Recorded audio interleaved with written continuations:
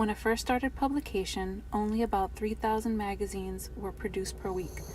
The creator's intention was to create a magazine that would specialize in crime. It set itself apart by showcasing graphic photos of cadavers. It had an array of sensationalized headlines. The magazine had its first success in 1964 when it covered a case known as Las Pocanchis. It was a case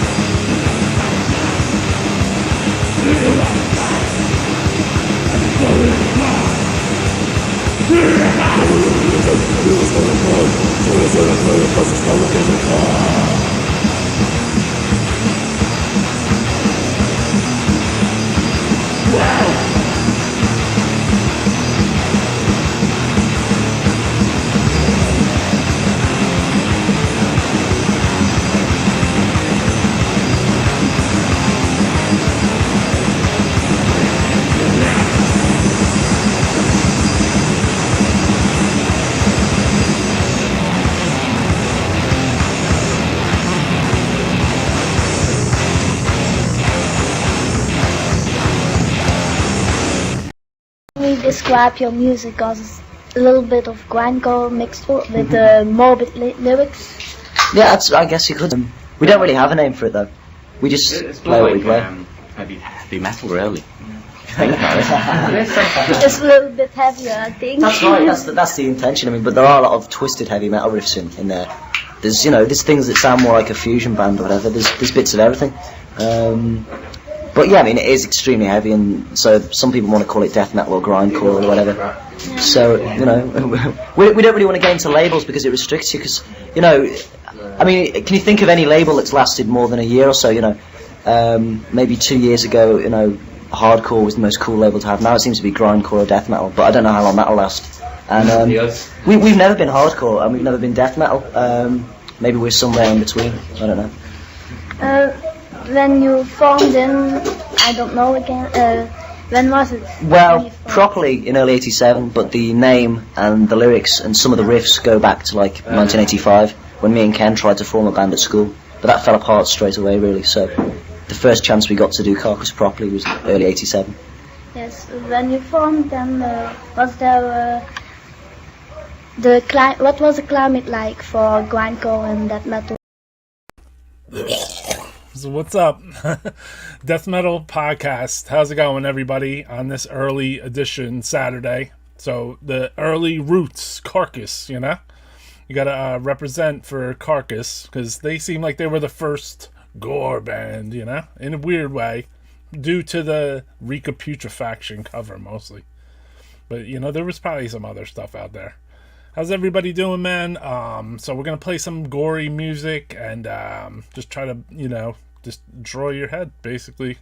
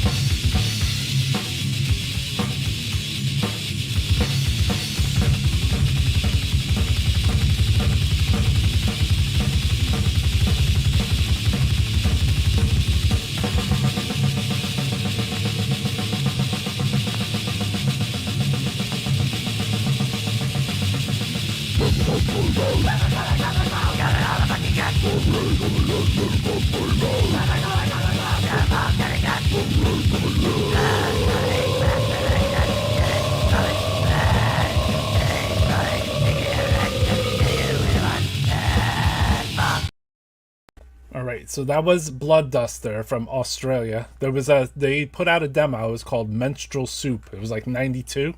But the vocal attack, it completely gored out. What's up, everybody? Thank you for tuning in, including whoever tuned in for the first time. T-Bone Savage, appreciate you. James She Warrior says Blood Duster has a secret track at the beginning of your CD on the Yeast CD. Interesting news, bro. This show too is about spreading information. So like if you want to talk about the bands that you like, that got you into it, that the first like gory bands you heard maybe, or the crazy stuff you saw. Like I wanted to show a little more piece of this because I like in a weird way, like in the very beginning when I started to get into like gory death metal and grindcore kind of mix, like right after you kind of heard like early Earache stuff, Carcass, etc. There was this magazine, man. It was a Mexican magazine, man. It had like gore scene right on the cover, dude. There's a whole documentary about it. 4 sisters that had a brothel. The 4 sisters had young women there against their will. They would prostitute them and torture them. During the investigation, officials found out that they had committed several murders. The 4 sisters went under the radar because they offered corrupt police officers sexual favors in exchange for bar permits and their silence. I'm going to be making a separate video about them soon.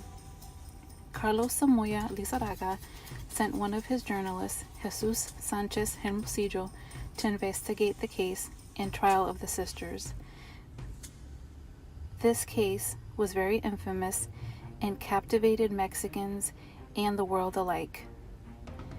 After its coverage of Las Pucanchis, the magazine published 140,000 to 500,000 issues per week.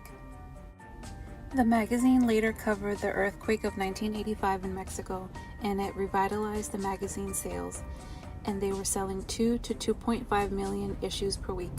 Alarma began being distributed internationally and reached countries like the United States, France, Holland, Belgium, and Japan. In 1981, Miguel Angel Rodriguez Vasquez started his first job at Alarma. So yeah, Alarma. It was like a Gore magazine where they would put like a gore scene right on the freaking cover. It said it sold 2.5 million copies of so in Mexico it was obviously pretty popular, you know. But beyond that too, also what was very interesting at the time too, when you first heard like Carcass and Symphony of Sickness and Recaputrefaction, like medical dictionary suddenly got some kind of traction right there, you know, like you would want to read like medical dictionaries, and like I have a medical dictionary from back then I had bought for like, at the time it was like ungodly price, like $40 or some shit. And but the thing was filled with like forensic words and like some photographs, not too much photographs though. It was all about like the definitions of like all the forensic shit. So pretty gory death metal stuff, I don't know if anyone else was that much of a maniac. Yeah, hail to the gore maniacs. What's going on? So let's play some music, and you can bust out your gore dictionary.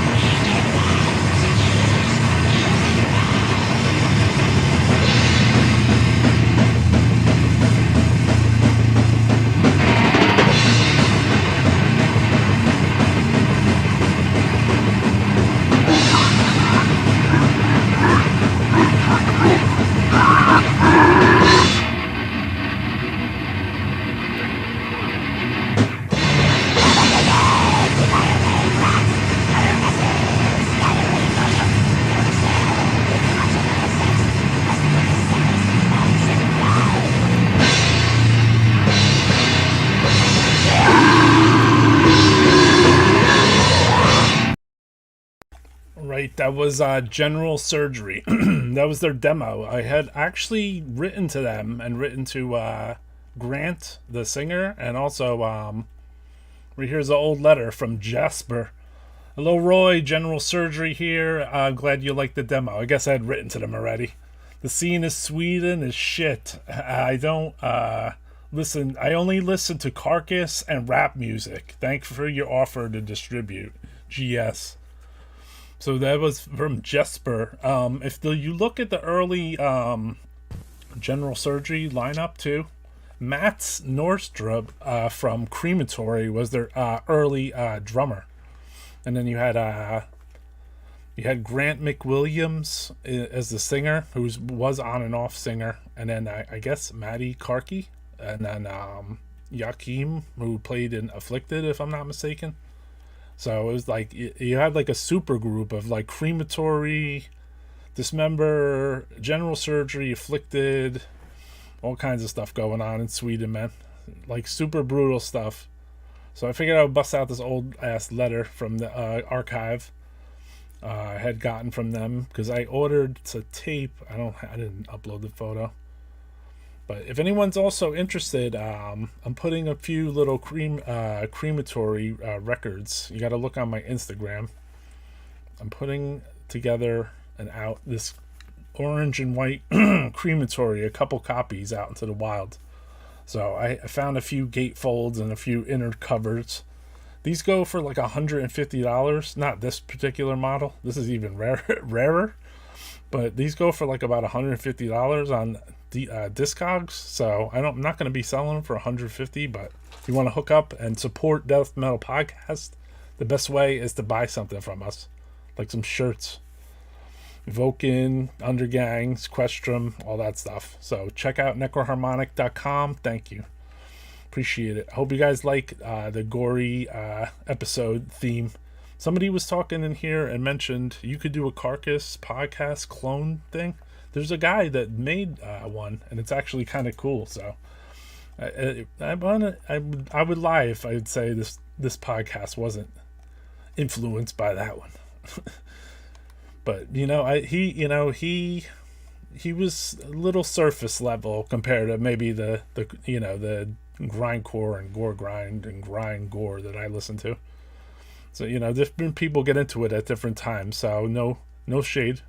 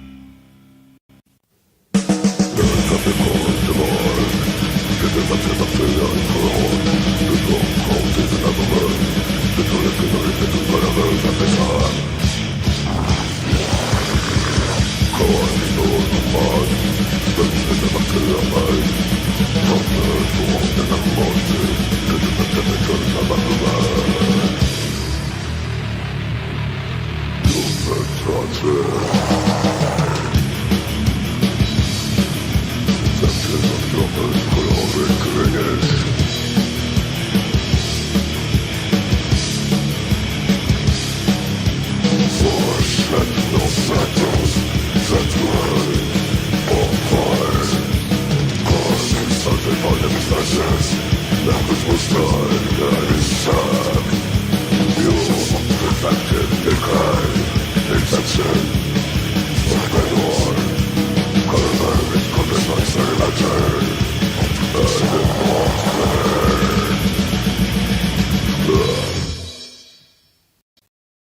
All right. Even though we could go down the rabbit hole of all the older Gore bands, I also want to acknowledge that there's a lot of newer and sick bands that took up that pathological Gore grind and sick style, you know?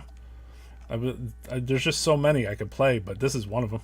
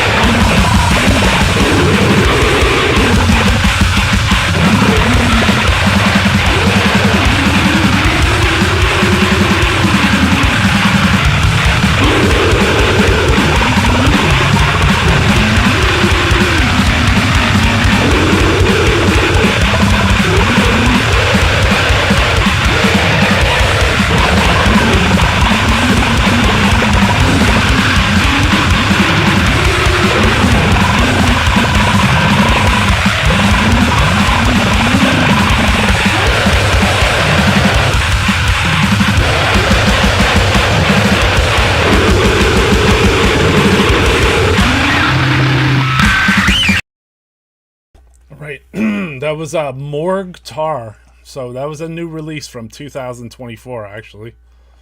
If you guys want to check it out in your solo time. It's called Digested. So it was kind of like a gore grind D-beat kind of zone going on there, too. Pretty sick. I like that comment you put here. What the fuck was it? Perfect song for when they take the mask off in Scooby-Doo. Definitely, dude. Definitely. Like that little monster fucking sound. Alright, so let's go back to the past again. We have to step backwards and forwards. I wanted to go through like the bands that really hit the Carcass marks, you know? The ones that were like the first and amongst the moistest. So that would put some of these bands in that zone too.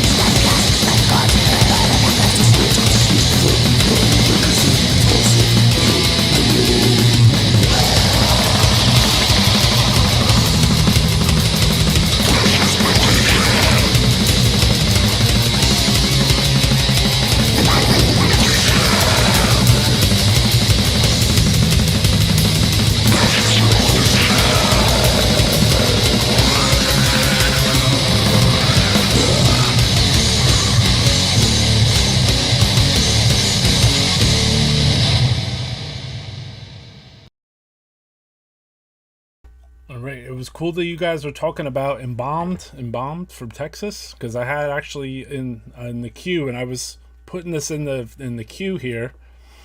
I had an old biography from this band, Embalmed. I had written to this band back in the day, you know. So yeah, they were like a death metal gore band with gruesome, like imagery and shit. So this goes back like. On the other side of the letter, on the other side of this is like a letter, you know what I mean? So basically, like, people would send like their biographies, but then on the other side of the biography, they would like write a letter to you. So I'm not sure who the letter was from, either Brent, Barry, Ed, or John. I think it was from Ed, actually. I have the letter, obviously. This is a scan of the letter. But basically, yeah, they were early in the Gore front, definitely, dude, for Texas, especially. So yeah, it says they were formed in '88 on here, but I think I had written to them. I had seen the band Gruesome Fate's logo out there, and I see that I think one of these members shared members of Gruesome Fate, but it talks about their debut Pieces Remains, recorded at Nomad Studios. Yeah, man, old school, brother. So I did see this in my little, dig dive, because basically, when I go to do a death metal podcast on here, what I will do is I'll look through like my personal like archive of some stuff that I have scanned and this and that, because I want to bring something to the visual aspect. I know some people just listen to this too, but basically, like a little bit of everything is good. That way, like you guys, I'm sure. If you aren't informed about Embalmed from Texas, you should be. So let's see what else we got in the chamber. This was a band from New York that put out this demo. Was called Gore. The intro called Gore.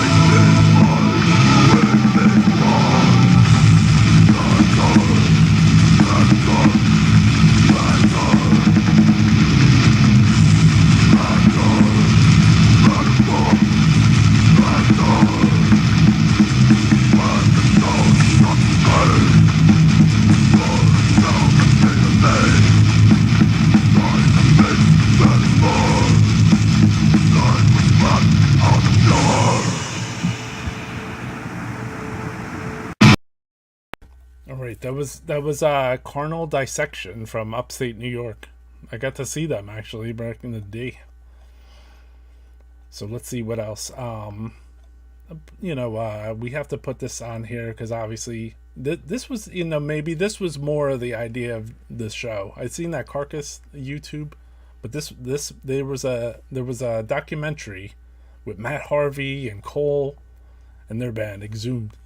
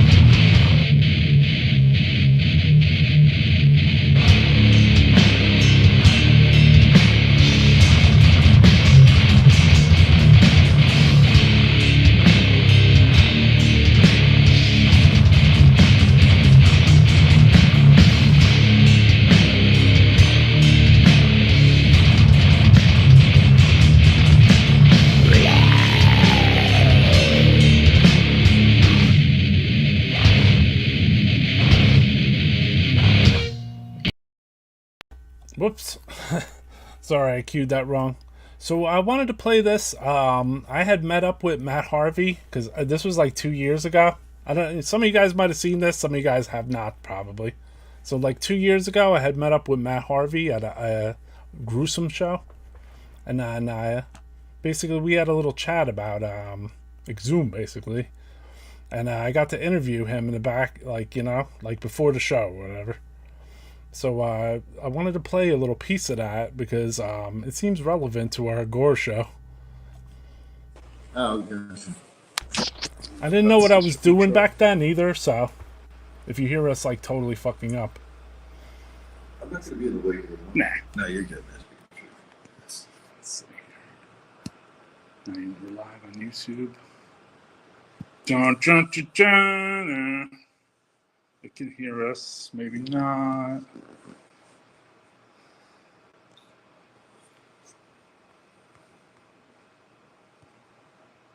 What's up, peeps? We're live. We're live in Albany on Death Metal Podcast. We in the fucking some kind of parking garage that the show is at. I'm here chilling with my man. I've known him for a long time. He used to order off my fucking bail order in 1991, maybe? I think he was like 14, dude, you know? So what's up, all my Death Metal Podcast freaks? I'm here at a fucking show. You guys know me, that I don't go to fucking shows, and shows are fucking usually very boring. They're not boring now. I just don't go to them. So anyway, so I figured we would go live. I appreciate everyone that always checks out the episodes. And I have my man over here. We're going to do an interview with him live. And then hopefully the sound there'll be not too much sound in the background. If there is, who knows? You're going to have to fucking deal with it, all right? So anyway, I'm here with my man, Matt Harvey. Howdy. Thanks for having me, Roy.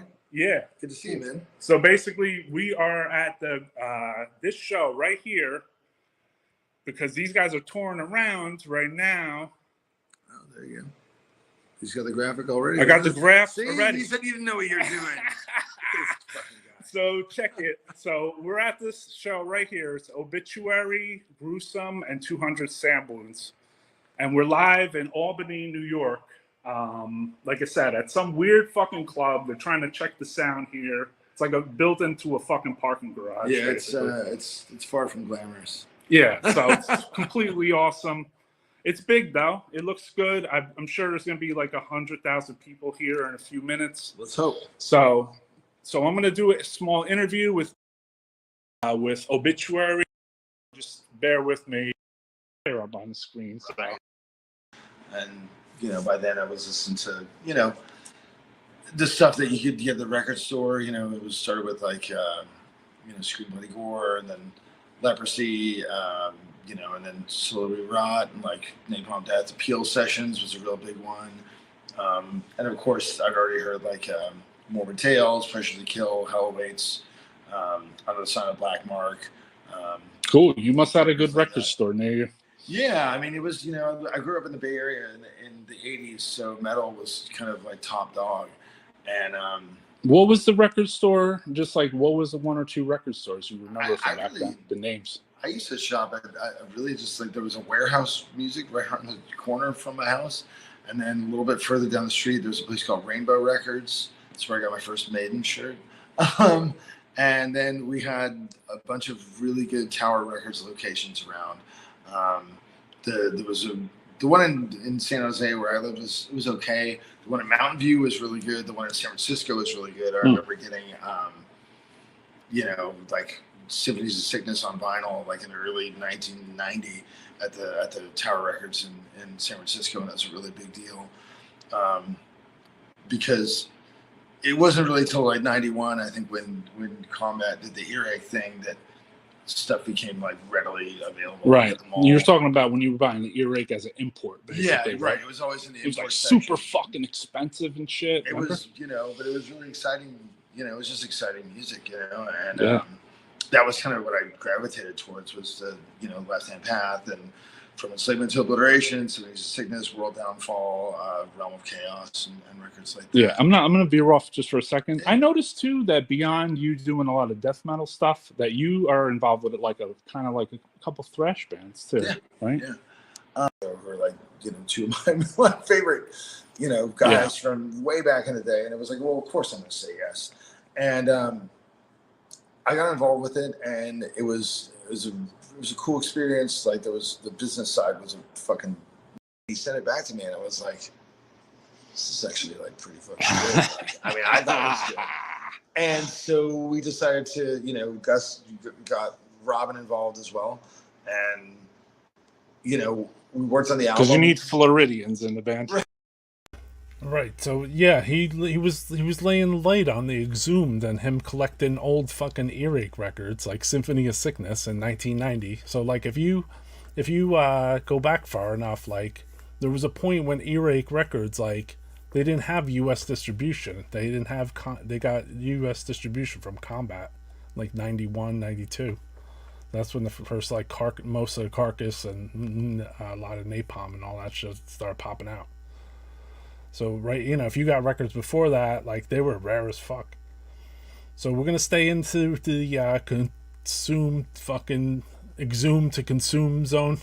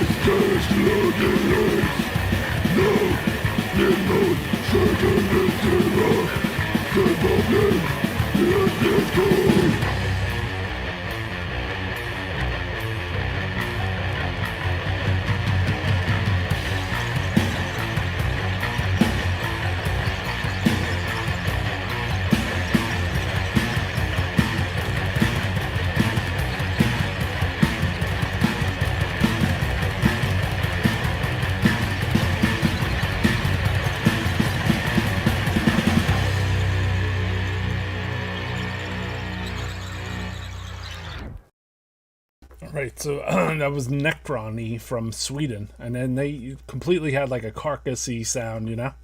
Also, the guy, one of the brothers, or one of the members of members of Traumatic, is the one that did the artwork on that Mucupurulent Miscarrige 7-inch, and also he's the one that does the artwork for like Disma. So same guy, Ola Larsson, and his brother Larsson was in Necrony also. And Traumatic or some shit, something like that. Yeah, the demo of the severe malignant pustule demo is one. It's very sick, dude. And somebody was asking how expensive was it to get records from Earache UK back then. So, and I had sent about $20 to $22 versus $11. So basically, like, you know, say like normally you would go to a record store or you would buy tapes, and like, you know, you had to pay like $9, $10, $11, $12 maybe, depending on like what it was and like, you know, how mainstream it was or how you know, I don't know, like say Combat Records, you know, would be like $11 or something, $12. But the Earache releases were like $20. But the thing is, you knew that was like, because after they put out the Grind Crusher compilation, and then that was like a whole game changer, because they had put Morbid Angel, Terrorizer, Repulsion, Carcass, like all Godflesh, like all these bands like on this one comp. And then after that, Napalm. So, you know, you had this compilation tape which like kind of blew your head off, and you knew it was Earache Records. So then if you saw like an Earache release, even I bought Godflesh pretty much unheard. Like I just was like, oh, this is fucking death metal, man, you know? You know, like a Carcass, whatever, Morbid Angel on CD with the bonus track. Like it was like, this shit would be like 20, probably, or at that time in 1990, like $22 or something. But you know, everything else that like everybody would buy would be like $10 or some shit. So you were paying like fucking $6, $7, $8, $9 extra to get the shit, man. It was real though. It was really, we were buying international stuff, you know, but like we were paying out the ass. But the thing is, it didn't matter because it was fucking Carcass, you know. So it kind of didn't matter, man. I think that's like that with everything in life. Like, if you really want good stuff, you got to pay for it, basically. So, I mean, I think that's really part of life. And if you want mainstream ass stuff, then you just pay the $10. So let's go, we'll go into another chamber here. This is the newer thing.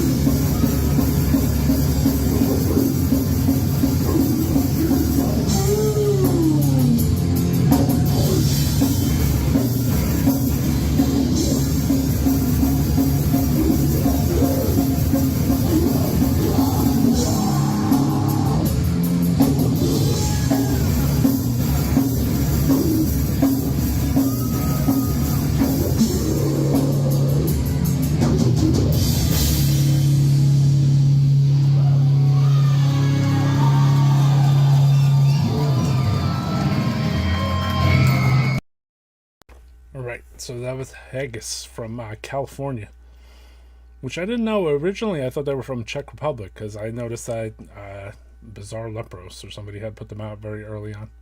Here's an early French band that no one talks about. Disgorging Foetus.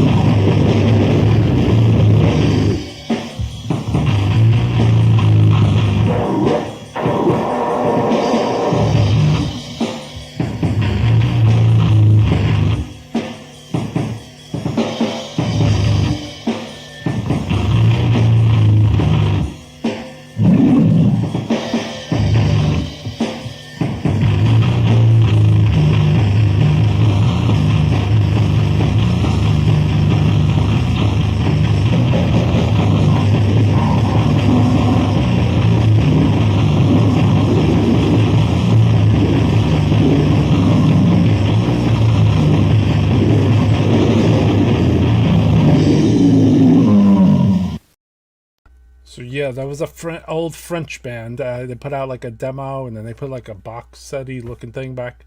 Oh, real old. Long time ago. That was the earliest stuff, I believe.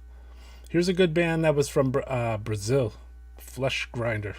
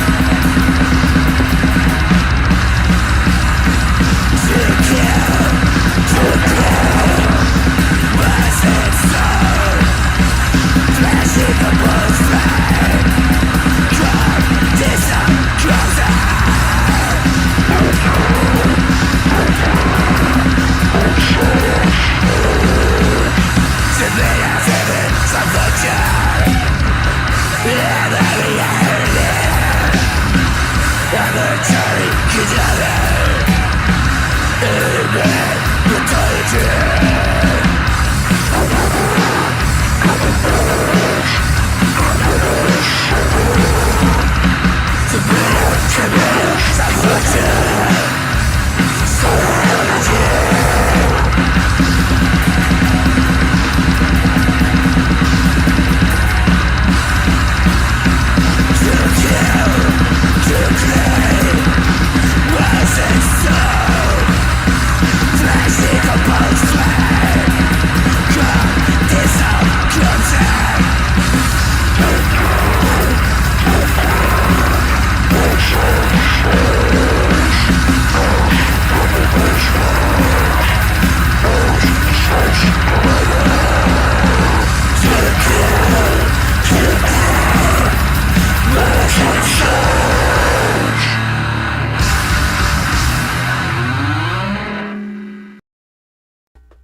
So, Flesh Grinder. Yeah, they had that split with Lymphatic Phlegm.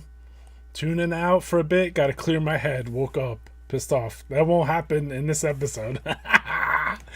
Yeah, that won't happen. You know what I was gonna say? Like, when it came to grind gore and gore grind and grind gore, the 7 inches were the sport, man. It was all about 7 inches for grind.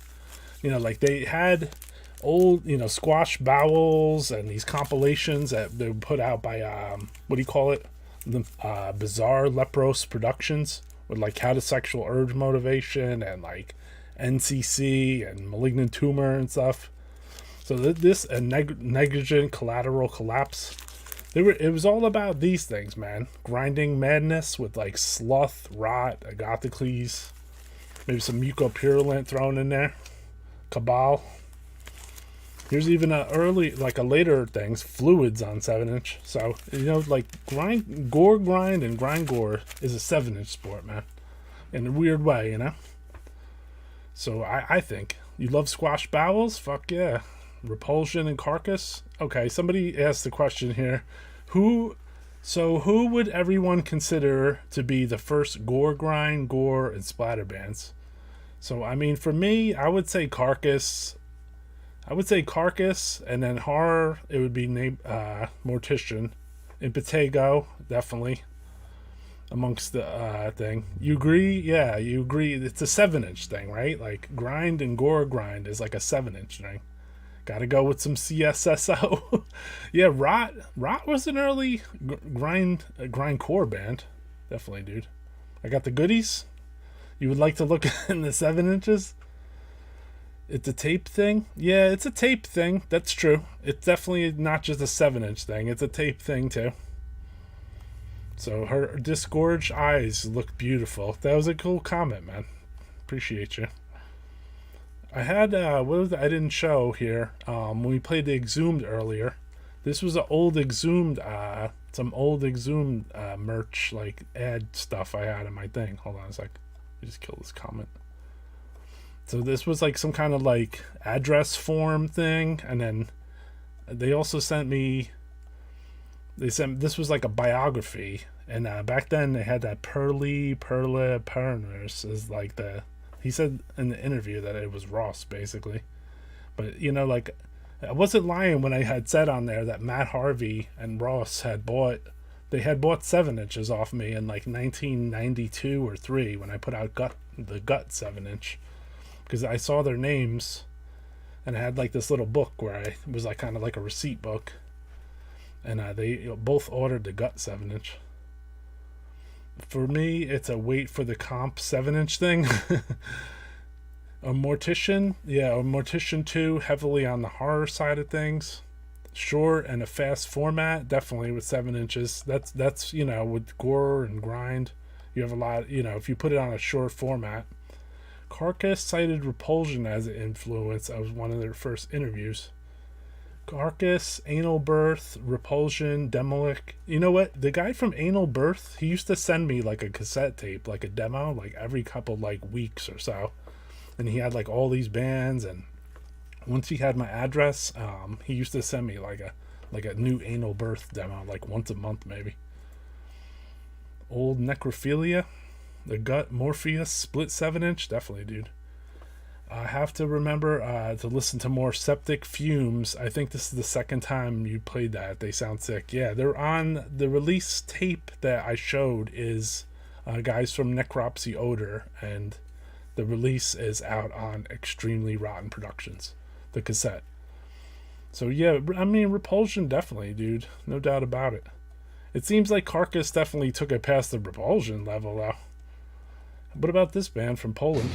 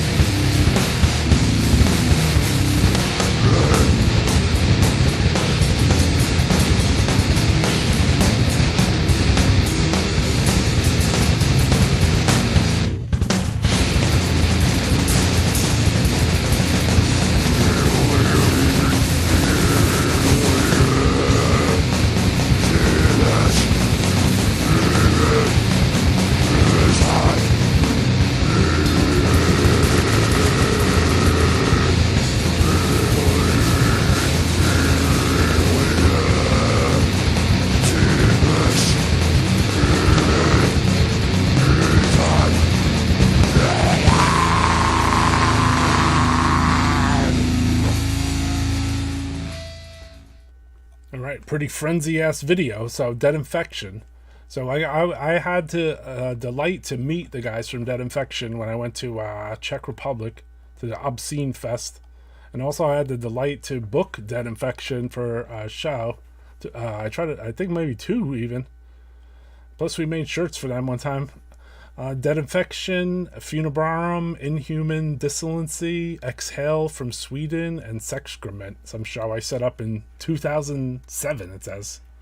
So yeah, Dead Infection. I come over to, this was around like Maryland Death Fest time. So like I would reach out to the bands that I liked, and I would be like, hey, do you guys want any shirts or anything?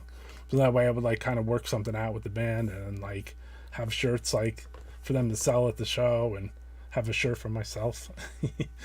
So Dead Infection are cool dudes. Rest in peace, Sage. Sorry, man. He's the drummer on there. Rest in peace, Sage.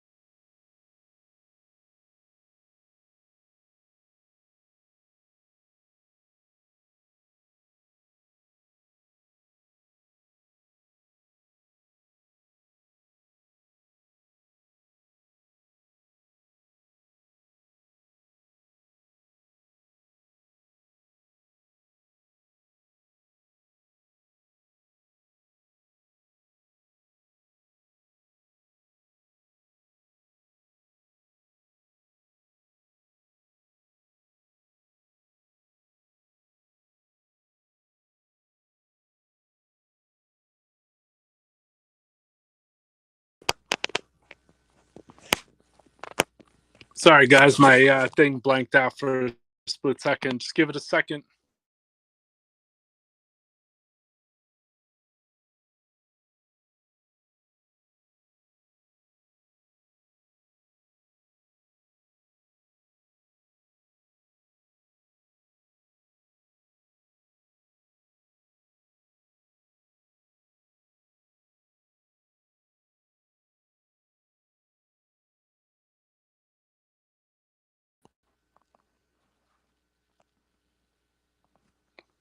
No rest in peace. Hold, just give me a second to the internet reboots.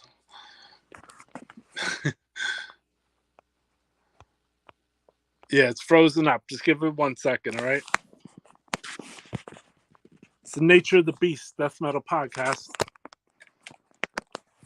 So you guys like this Gore edition of Death Metal Podcast? This is what I was talking about, Mike Abominator. It looks like rigor mortis set in. All right, here we go. It's back on.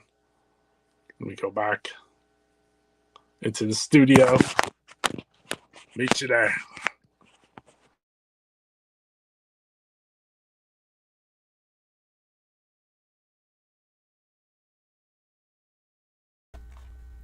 All right, it looks like rigor mortis. I'm entombed in YouTube. All right, so I'm back. So sorry about that, guys. You know how it is, internet, man. It freezes occasionally, so I purposely have to email myself the show to the phone, basically. Look out for that, Mike Abominator. DMP giving people what they want, and they want it now. So let's keep going. Let's see what I got here. So yeah, rest in peace, Cyan from Dissection. I have to say again, man. If that message didn't get out there. Dysmorphic hemorrhage.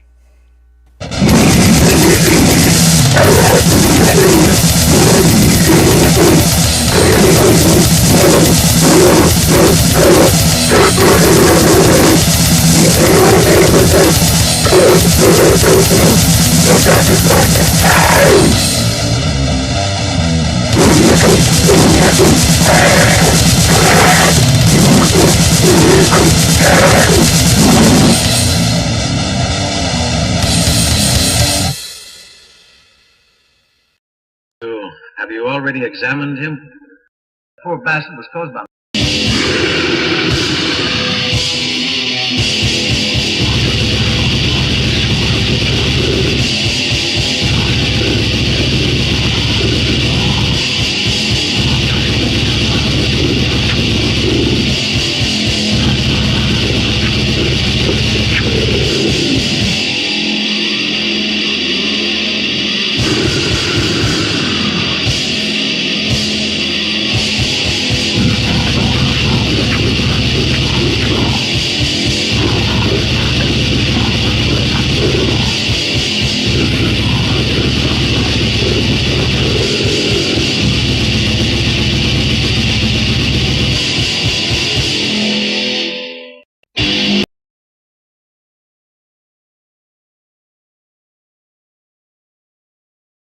Opis makroskopowy pęcherzy żółciowy w 3 fragmentach wątroby 4,5 cm na 4 cm na 0,4 cm.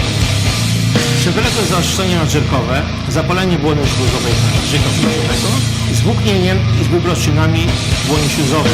Na cieku zapalnym dośliczne neożonfile, fragmenty wątroby obudowy beleczkowatej ze stłuszczeniem wielkokropelkowym, okołoobramienne niewielkie przewlekłe nacieki zapalne. Wątroba dostępna przez międzyrzecza, niepowiększona o podwyższonej echogeniczności, cechy niedużego stłuszczenia. Śledziona trzustka wielkości echogenicznej, prawidłowej, bezwidocznej WSG zmian ogniskowych. Pęcherzyk żółciowy, wodniakowato powiększony, wielkości około 12 na 5 cm, o pogrubiałych do 5 mm ściankach. W jego świetle nieliczne drobne, hiperogenne odbicia, płotko-żółciowe, rąbek płynnowy wokół dna pęcherzyka. Drogi żółciowe, wewnątrzwątrobiowe, miarki prawidłowej wielkości, bez cech kamicy i zastoju w UKL.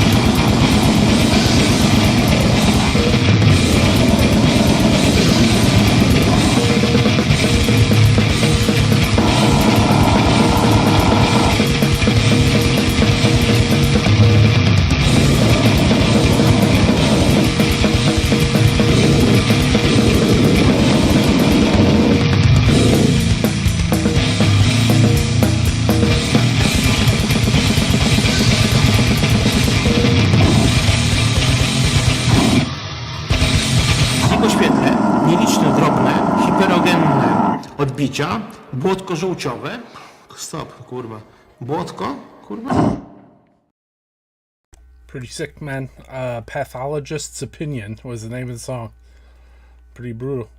Let's go to this is a histologist, renal pathologist, a guide to pathology. Doyle, what's exsanguination? He bled to death. He bled to death? Exsanguination? Yeah. That's what exsanguination is bleeding to death.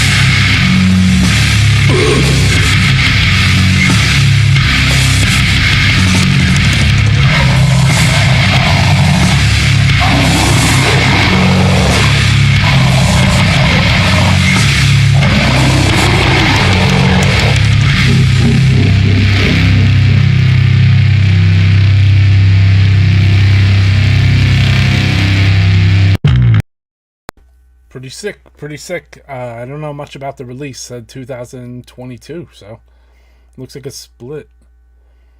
So up next, it's that band. It was it looked like a split, but it said the name of the band is Histologist. So let's see what we got here. Somebody mentioned this band earlier, and I did put them in the Gore zone. So like I wanted to play this.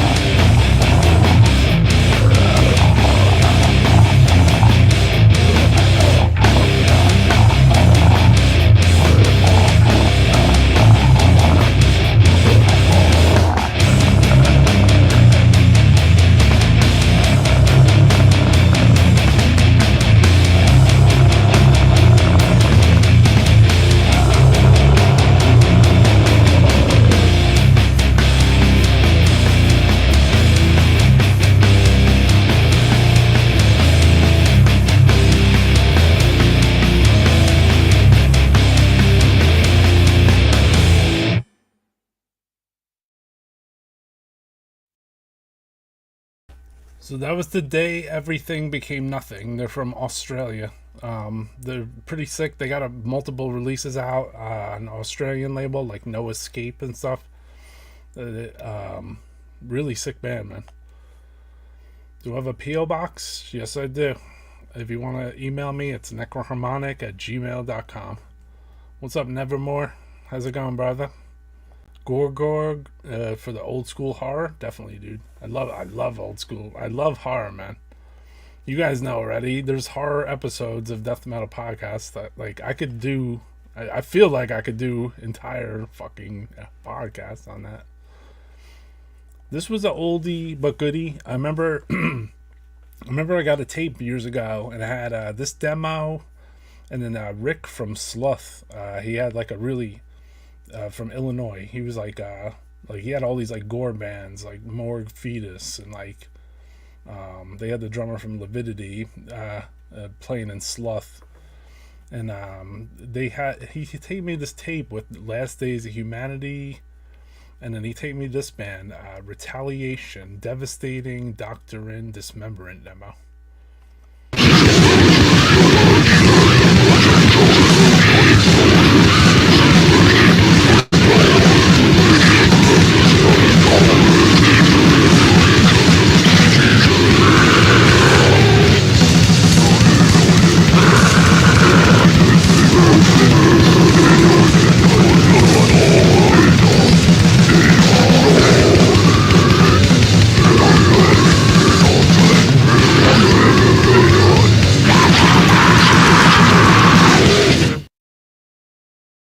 The mutilation of the body, the dismemberment of the body, the discarding of body parts, the destroying pieces of the body.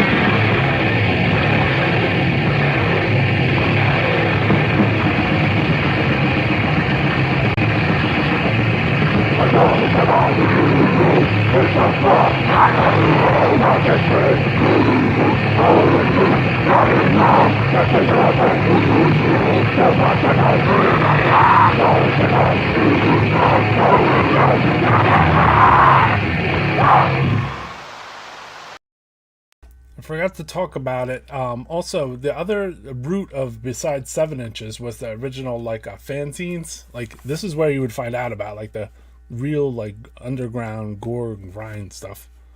The first one on top you see there, it's Tamoki from Sexual Urge Motivations fanzine called Corporal Arts. So this would be like where you would find out about like a lot of like gore grind demos and just pages and pages full of like demo reviews and people you could write to. You know, Desecration in there, Exhumed, Hemdale, Vomit Spawn, Blood, Intestine, Belizine. So like this was like a good resource thing. And my man from Connecticut had a good zine too. I remember doing some sleazy movie reviews for this. But he had a lot of good gore grind and like good stuff. Vomit Spawn, some noise, like good stuff. county medical examiners in there. So, you know, like, this was finding out, like, this is how we found out about the stuff. Fanzines and thanks lists, exactly. And then people's shirts too. Like, you know, you go around and you see people's shirts. I don't think it's any different now. I mean, in a weird way. Like, I look at people's shirts now.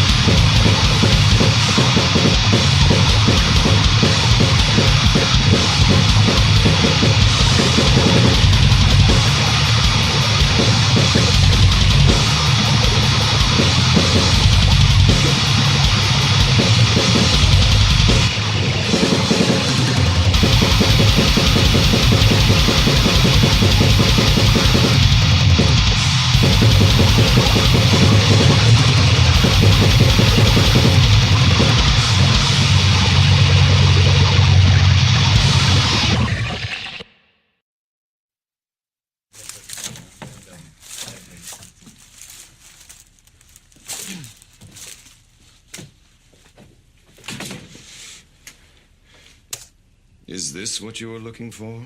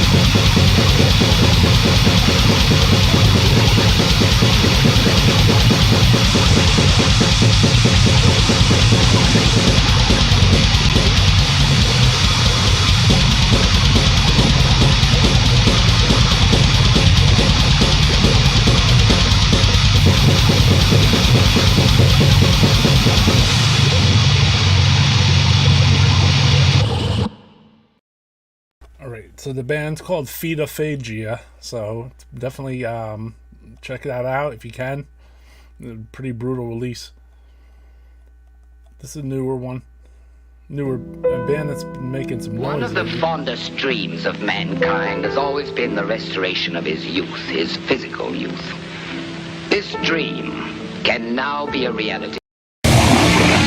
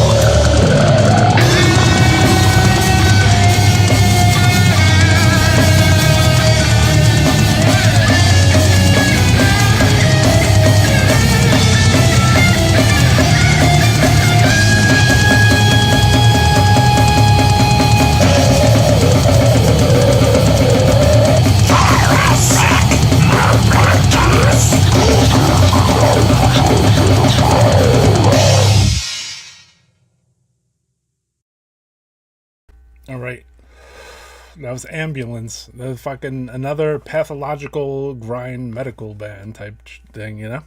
So, next up, let's see what we got in the chamber. You guys enjoying this Gore episode? Let me know in the chat. You guys enjoying the, or seeing anything interesting to you? So, what's going on? How's it going, man? Hails to the UK. Genital deformities, bro. Old school, bro. For real, man. Also, cheers. Thank you, Jason Burnett. Yeah, anyone that's lurking, hop out. Pop out. Preacher Stew is sick, definitely. They got another newer band, like a newer band with that drummer, Cody. Because isn't he in, or is he in the other band? So thank you, man. I appreciate everyone that tunes in. What's up, Travis Patrick? Julian Crow. That's it. Okay, my man. Well, yeah, man. Definitely. Crow man? Is that what they call you in UK? Lipoptomia? Lipomia is good stuff. I always wonder how you say these things. Possession, Incuba, Soul, yeah, the Torso. These are all excellent fucking pieces right here. These are some of my favorite movies. I love horrors. I'm really big on the horror. What's going on, Hammer? You're just getting here now? Cool, man. I like your thing. It looks like a shake weight. So, okay, tonight, this is our Gore episode, so I'm trying to, I have to pad these things a little, because, if you get too ballistic on YouTube, you have to, video has to be, an analysis on things, So it has to, you have to go in between the songs and, talk about stuff. So, from the beginning, I try to show you guys, some of the original, Gore theme things, like the Alarma mags, where you have, the things that ended up as, Dead Infection covers and, and then, medical dictionaries, again, were, kind of like a hot commodity, back when the first Carcass albums came out. Because there was, there was all these terms in there, and, you were definitely... You didn't realize you were, learning things, It was you going to medical school. So, okay, let's play some other tunes. This is an older band, but this is them live in 2017. Future Awful. Let's go.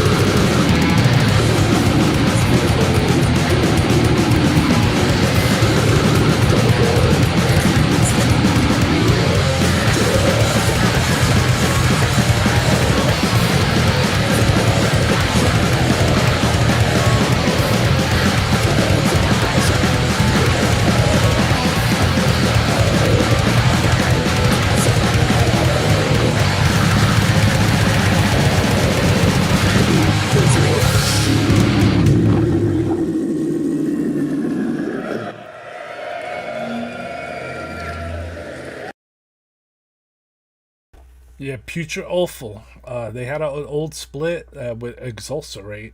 They were one of the earlier gore grind bands. So definitely, was that was a later thing, but I'm glad to know that they're still doing things. So Putrid Awful, man. You got to give props to the originators. Here's a different one coming from Russia. Dormant Carnivore.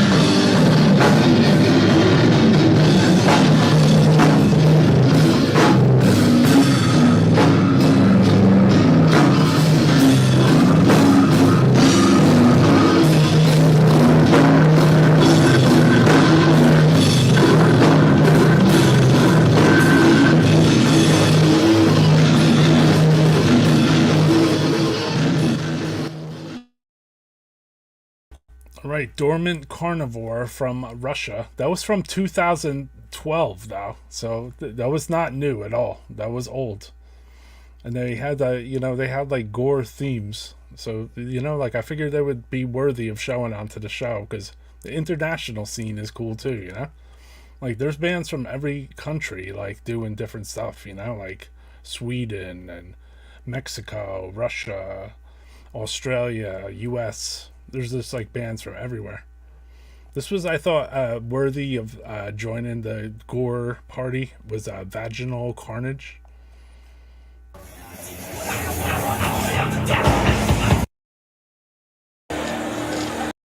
They've got the Warsaw vocals now, man. Wow. Man's the best.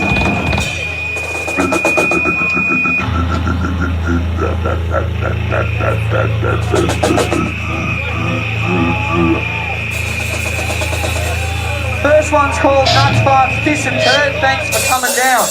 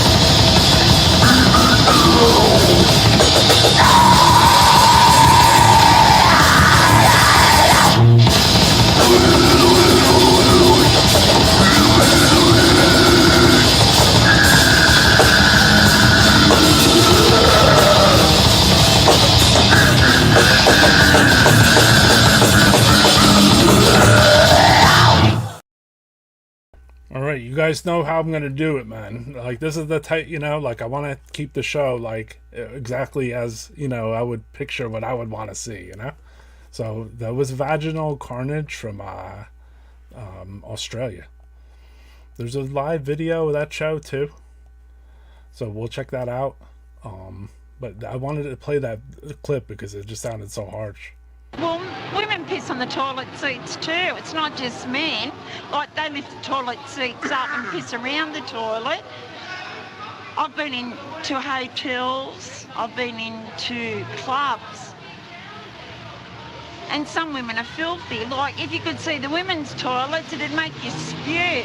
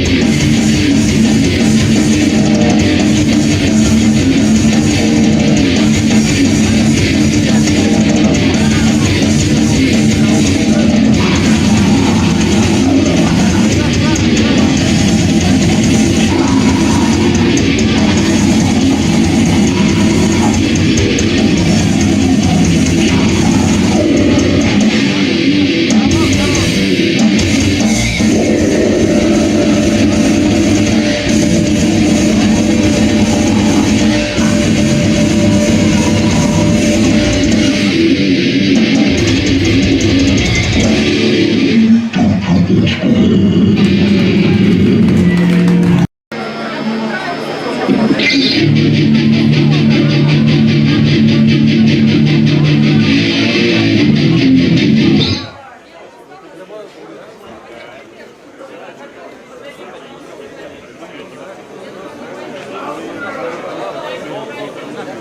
you fucking much, guys. We would like to see more blood and guts. Huh? Some fucking kicking ass, guy. Yeah!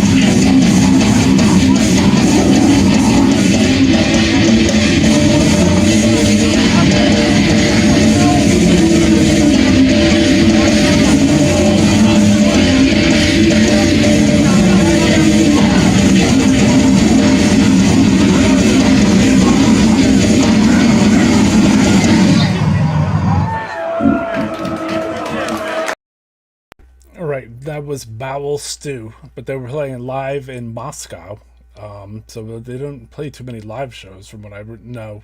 Maybe they play some in Italy, I'm not really sure, but they have multiple sick fucking releases. So the Bowel Stew. This band is called Anatomical Amusements.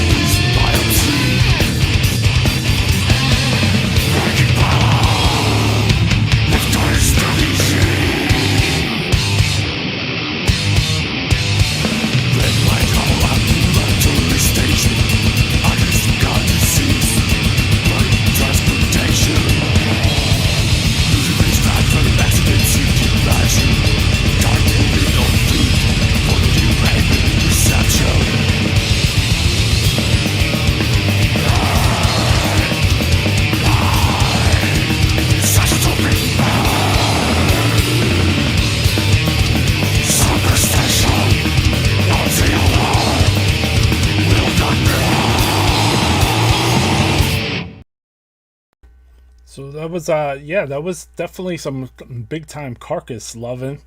Definitely some Symphony of Sickness left and right there. The name of the band and the name of the album and everything are confusing to me, but as far as like the music is tight.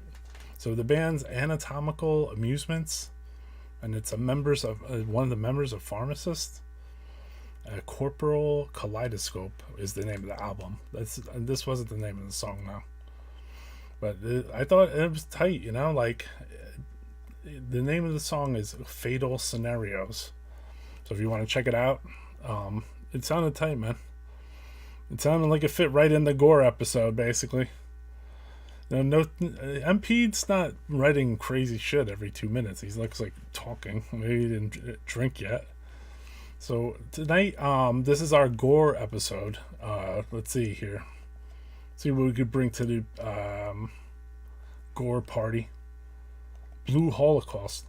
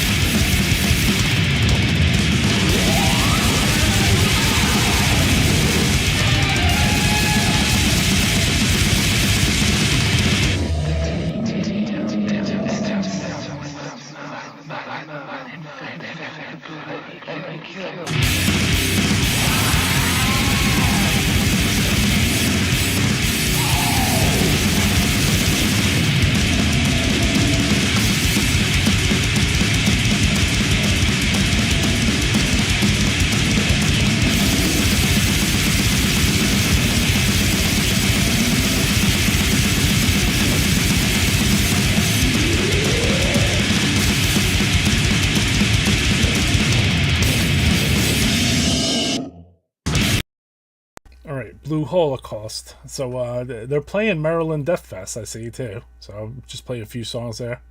Crash Syndrome, I remember them. I remember that name. We played Vaginal Carnage, brother. I don't know if you got to check that out.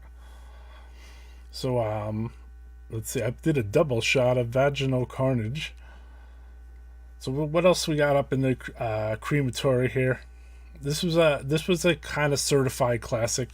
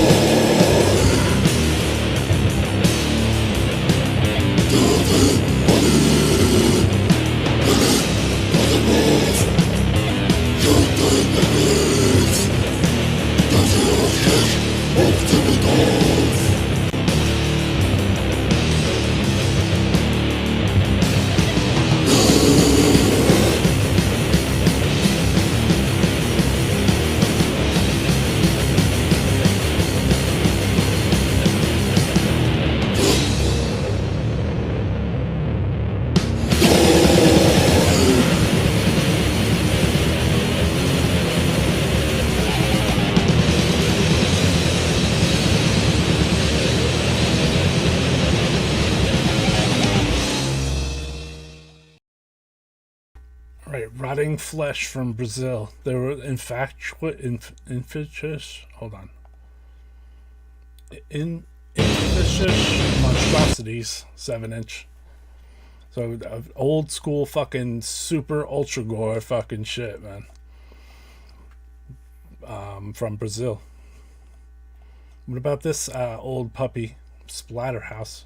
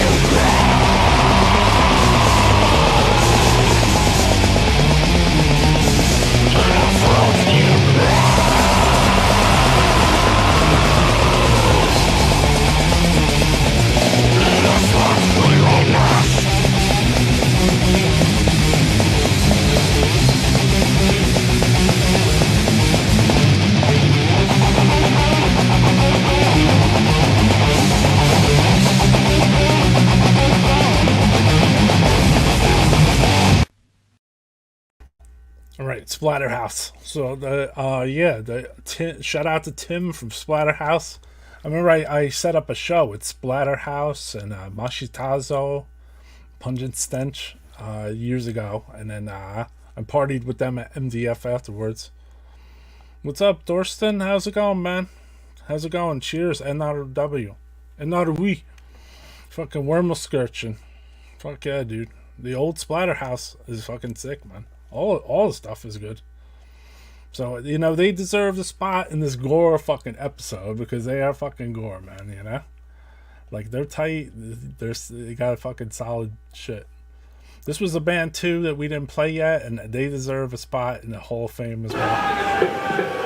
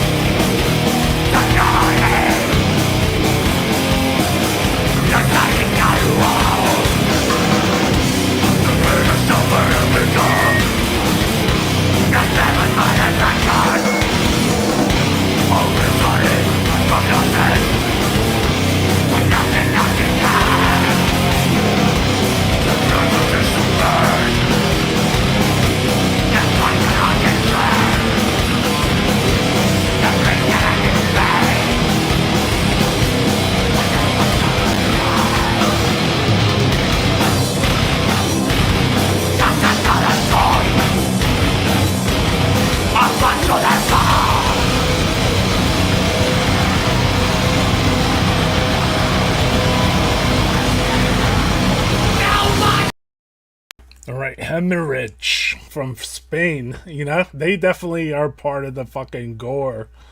You know, I mean, you can't deny they put out, like, yeah, they put out Groom and Morgue, Sweet Morgue album, Sick, and Medic Cult. Was all good releases, fucking tight stuff. So, yeah, I'm glad that other people could talk about, yeah, like, this is what the show's about, too, man. Like, talk about the bands that you like and spread the info of, you know, like, something maybe we didn't play. It doesn't mean I have to play it. It's just good that other people could just talk to each other and, like, say, like, hey, man, Joe, you're fucking rotting flesh, you know? All right, so here's another gore band, Gory Blister.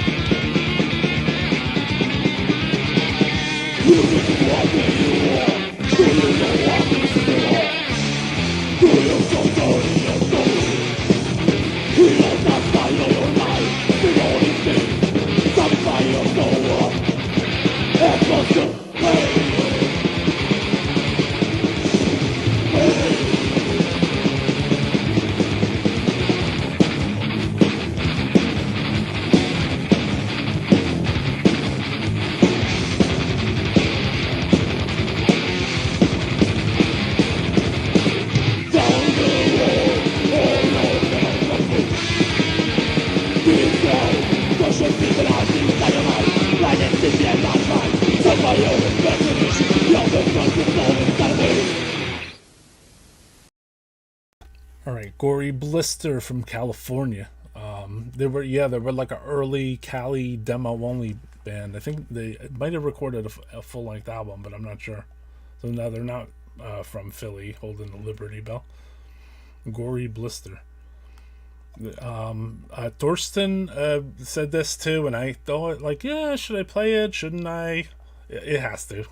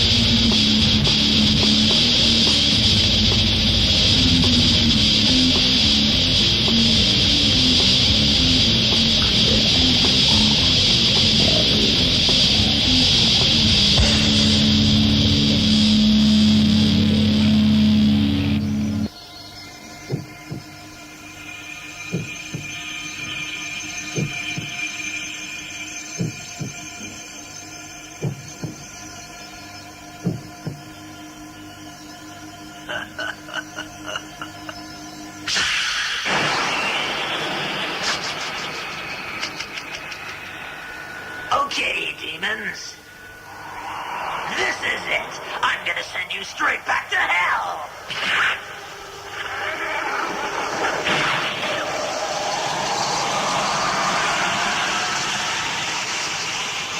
I've done it. I'm Devilman.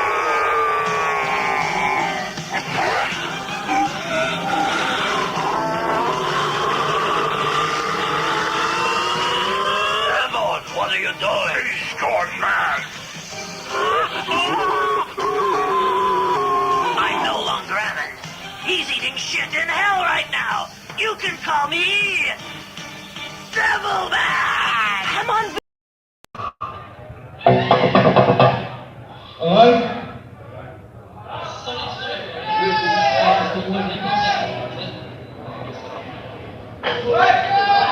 This one's for all you posers out there. This one's about drinking lots of orange juice.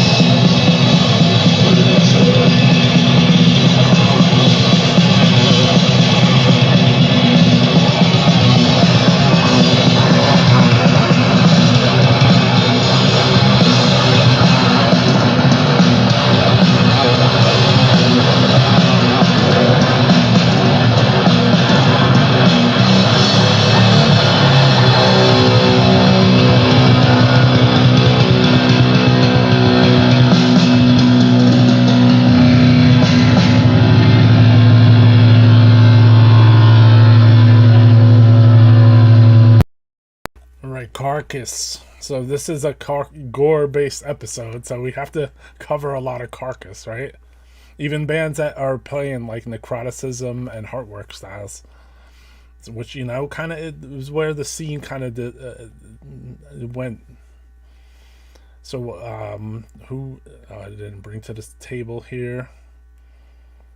So, but I wanted to thank everybody that did tune in to the episode to, you know, support this Gore episode, because it's like it's like almost like you have to choose, like, you know, how deep you're going to go on this, because there's like so many different bands, you know, like Disgorge and like Mexico and just a lot of stuff. So, you know, like I wanted to, you know, first, like I prefaced it a little bit, like with the Alarma stuff and, you know, the medical dictionaries and everything that we cared about, you know.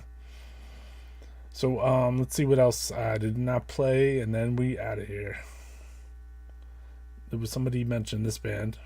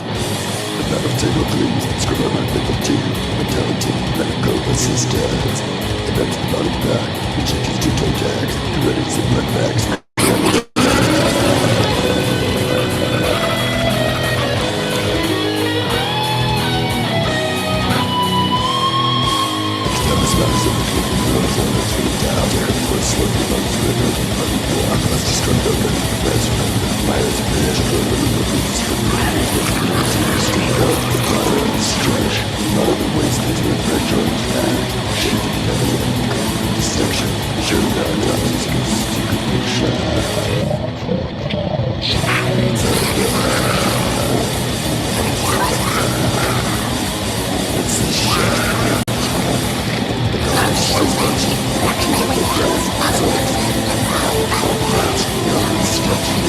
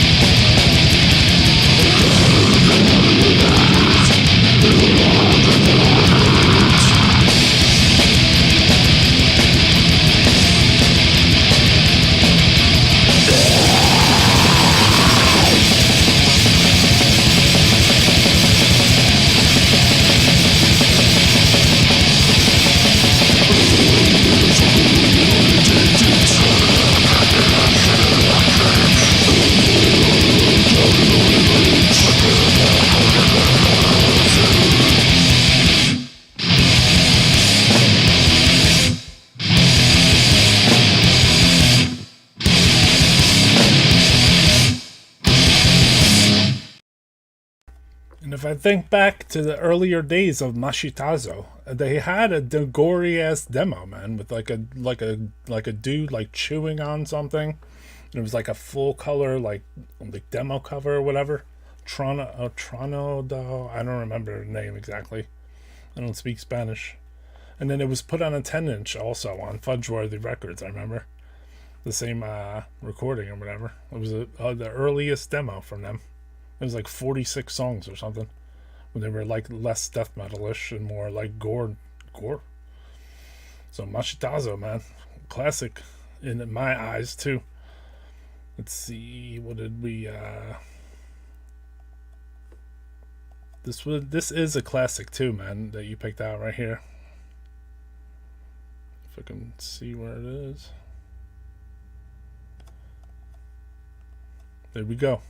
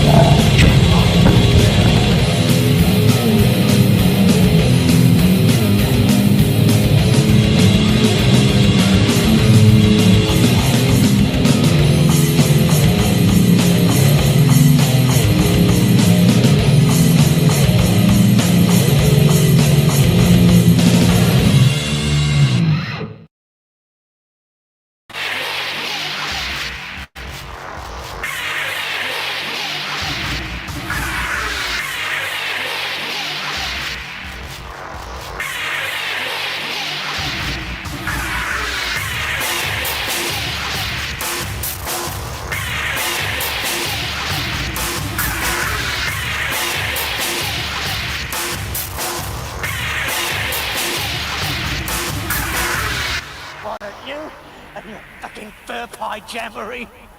Just gather round and slob my knob.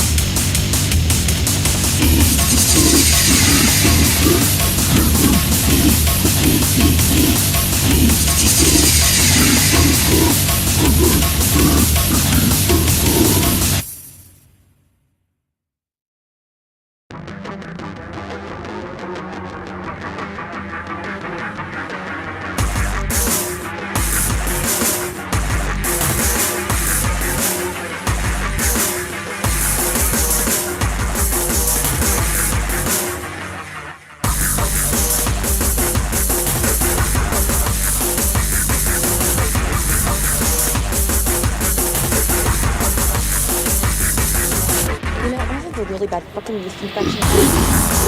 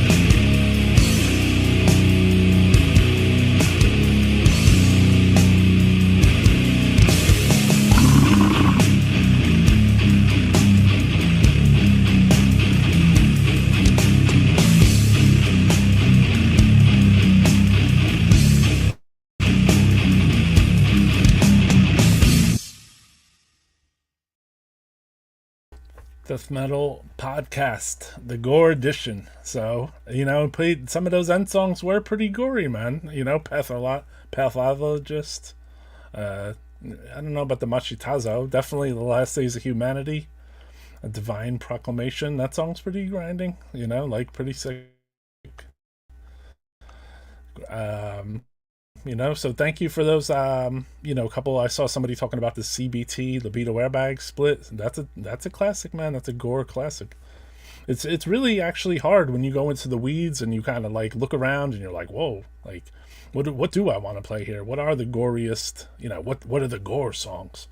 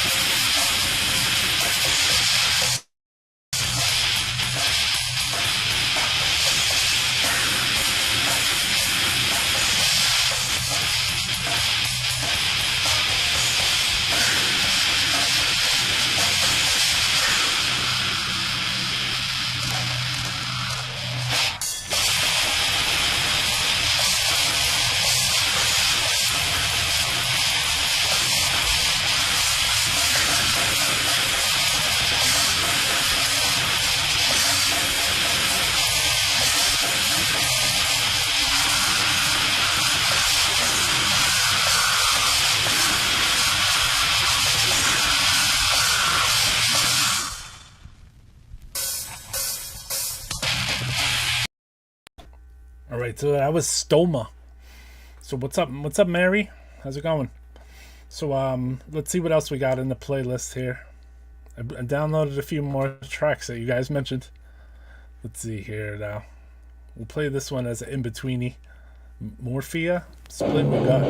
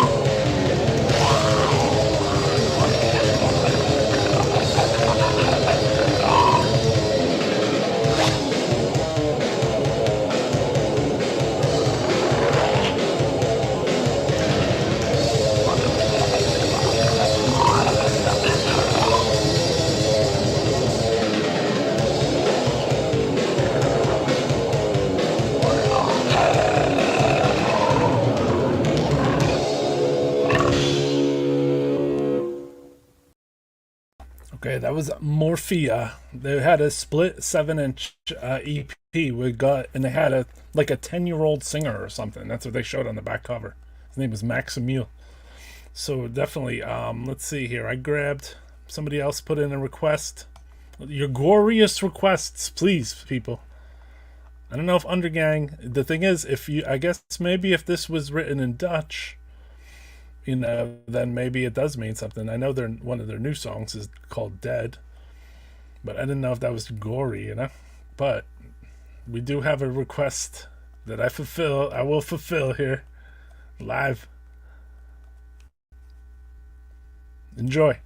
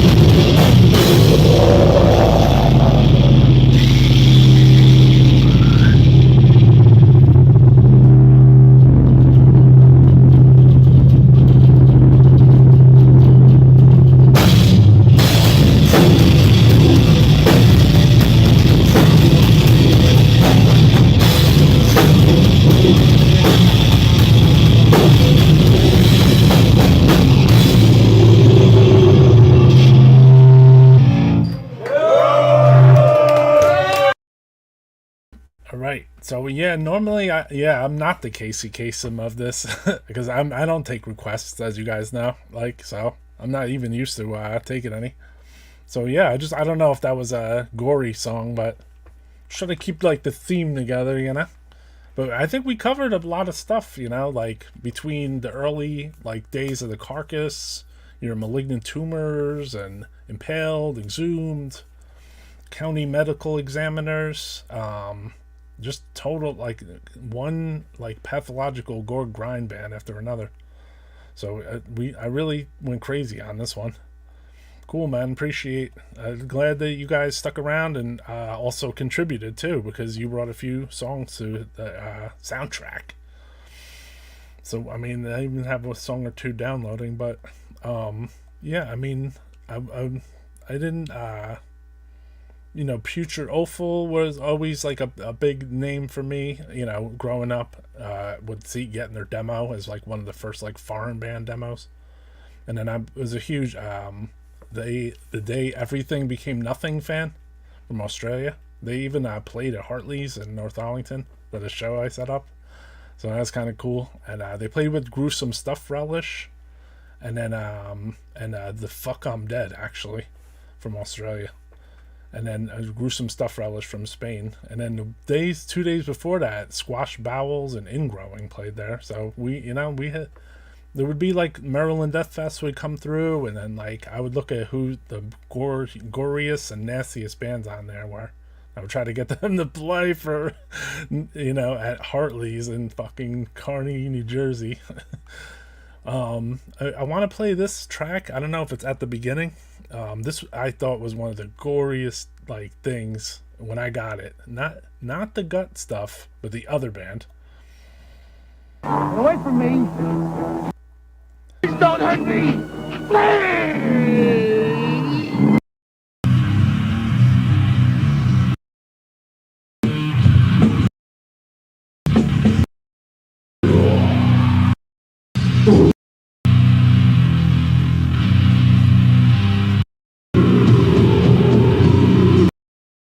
Sorry guys, it's not even on there. It was the abortus.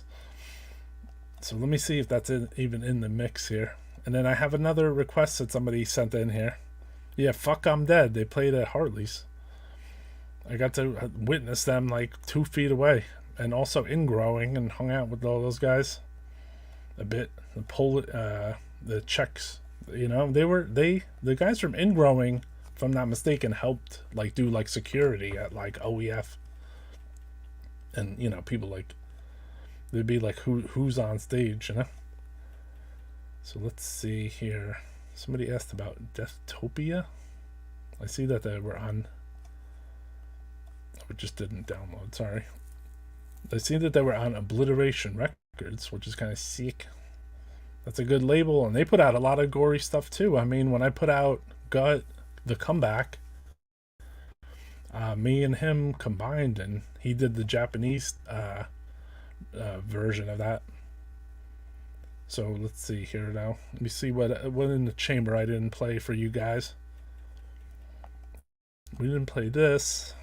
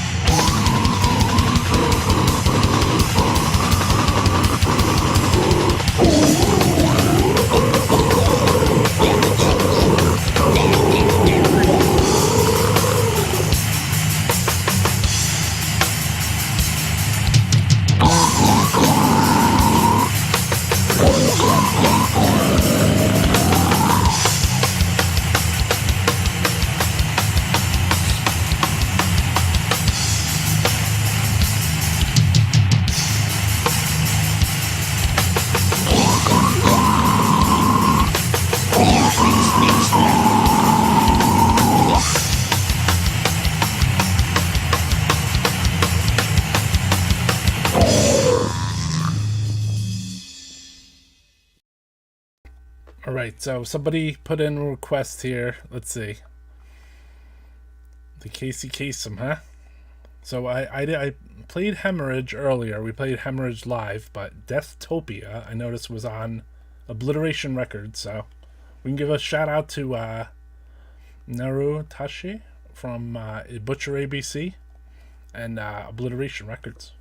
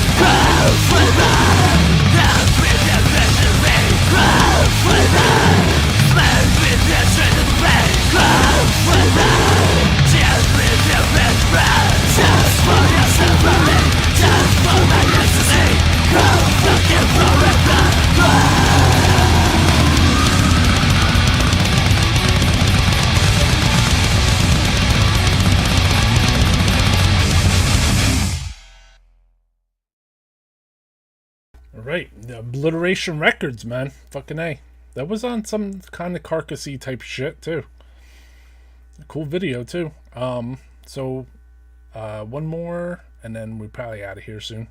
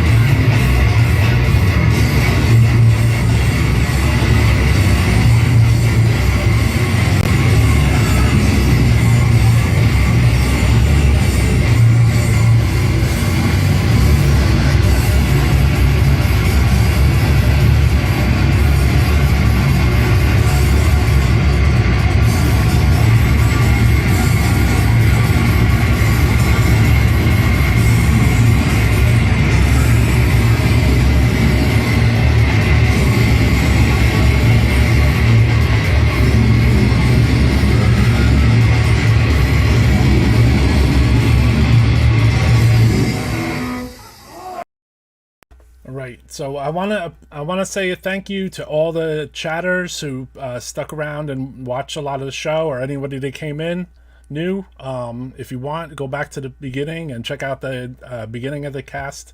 That talked about some of the early maybe where the gore grind bands got their covers.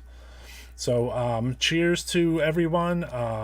Robert, Little Peep, John from Facebook, Gordon Hamilton, No Baloney, sorry you weren't feeling good, Mutilator 82, Into the Storm of Steel, Jeff Chapman, a lot of fucking comments, You Rule Dude, Tabba Joe, appreciate you every time, Justin, Death Evocation, Camos, let me see here who else, Trav Webster, Travis Patrick, DJ Mercenary, JJ Metal, Gary Graves, Trav Webster, Maggotcraft, Empty Casket Audio. All you guys rule, man. Like, all the fucking shit you guys talk in the chat is amazing, dude. Mike Abominator, what's up, brother? Good talking to you today on the phone. Who else? Let me see here. Mary, what's up?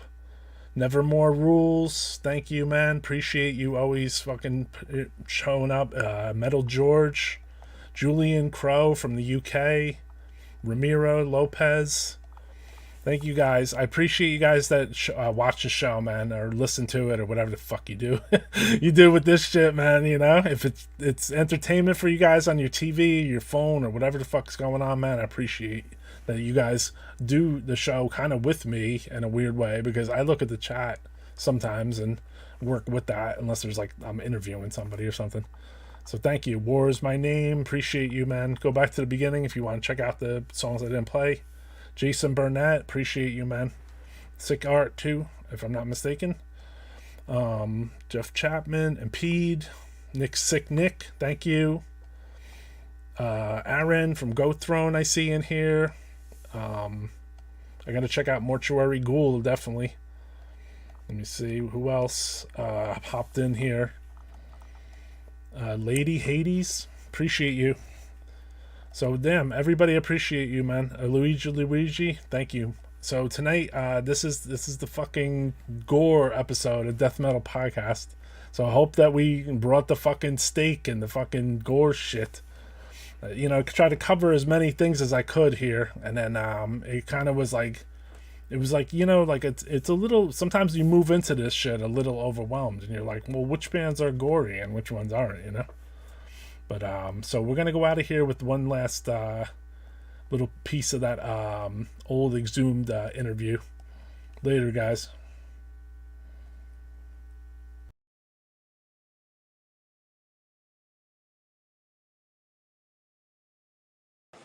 Oh, gosh. From Facebook, I'll be a grandfather soon, so obviously I'm lucky I don't have a flip phone right now, right?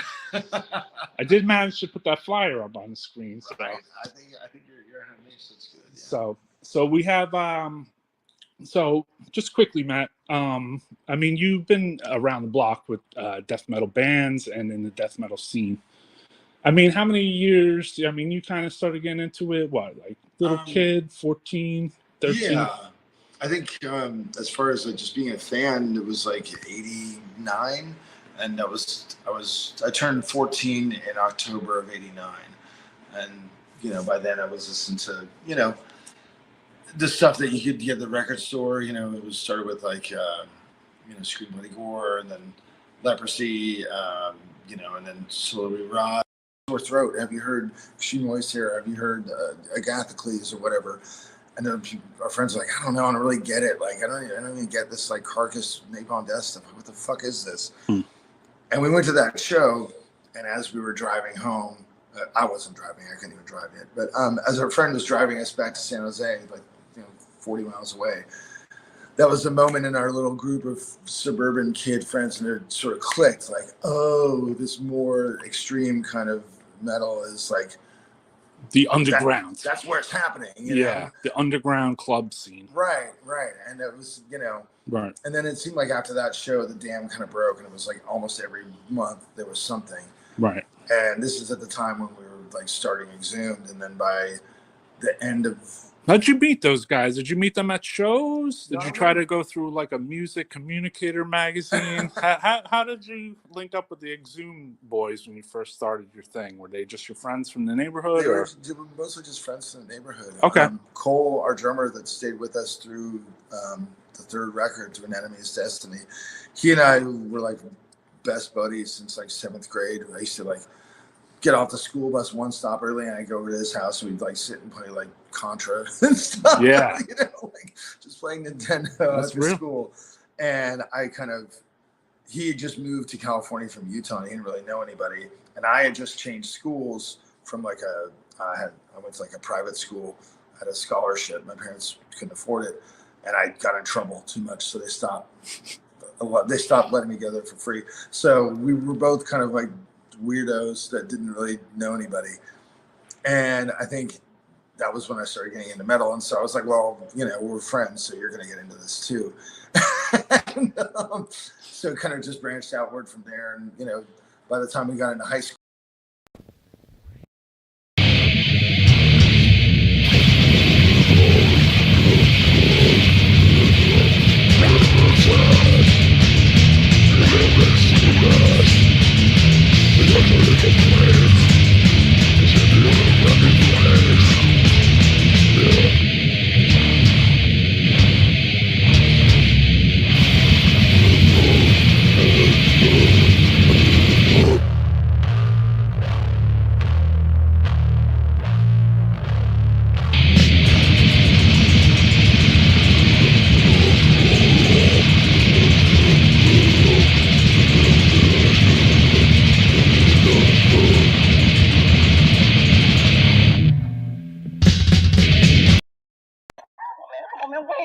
Wait, man. Man, I suck your dick. Come on, man, just hook me up.